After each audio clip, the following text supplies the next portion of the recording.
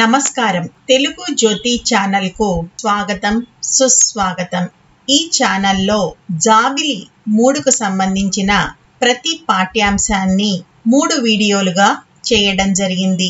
మొదటి వీడియోలో పాఠ్యాంశాన్ని, రెండో వీడియోలో పాఠ్య వ్యాకరణాన్ని, మూడో వీడియోలో అర్థాలు, వచనాలు, వ్యతిరేక పదాలు, ఖాళీలు, ప్రశ్న జవాబులతో కూడిన నోట్స్ ను కూడా ఇవ్వడం జరిగింది। హాయ్ పిల్లలు, ఇప్పుడు మనం వేమన శతకం నోట్స్ ను చూద్దాం।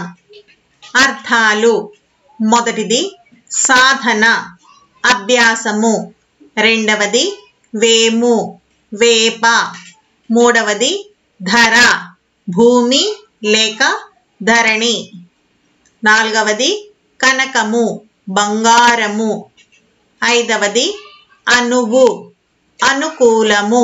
వచనాలు ఏకవచనం బహువచనం। మొదటిది పురుషుడు పురుషులు, రెండవది కొండ కొండలు, మూడవది పుత్రుడు పుత్రులు, నాలుగవది చెద చెదలు, ఐదవది పుట్ట పుట్టలు।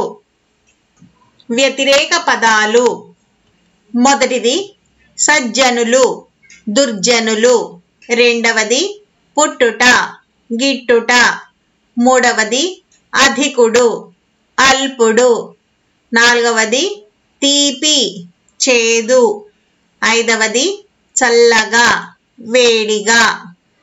ఖాళీలు మొదటిది డాష్ కంగున మోగుతుంది కంచు, రెండవది తినగ దినగా డాష్ తీయనుండు వేము, మూడవది పురుషులందు డాష్ పురుషులు వేరుగా ఉంటారు పుణ్య, నాలుగవది డాష్ విరిగితే దాన్ని అతుకలేము మనసు, ఐదవది డాష్ చూడ మేలిమై ఉండును మేడి పండు।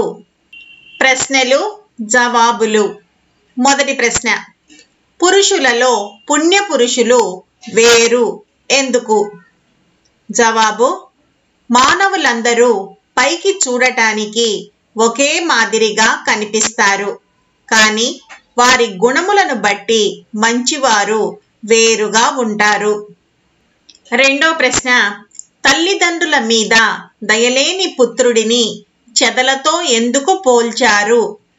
జవాబు, పుట్టలో చెదలు పుడుతూ ఉంటాయి, నాశనము అవుతాయి, వాటి వల్ల ఎవరికీ లాభం ఉండదు। అదే విధంగా తల్లిదండ్రుల మీద దయలేని పుత్రుని వల్ల ఉపయోగం లేదని చెదలతో పోల్చారు।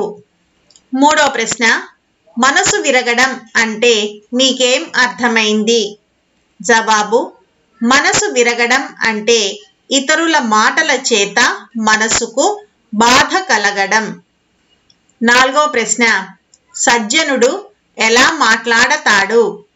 జవాబు, సజ్జనుడు ఆర్భాటంగా మాట్లాడకుండా ప్రశాంతంగా మాట్లాడతాడు।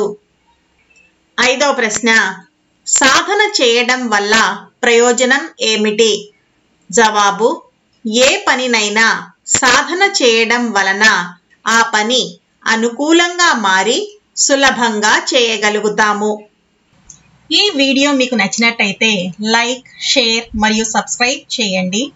కొత్త వీడియో నోటిఫికేషన్ కొరకు బెల్ ఐకాన్ను ట్యాప్ చేయండి।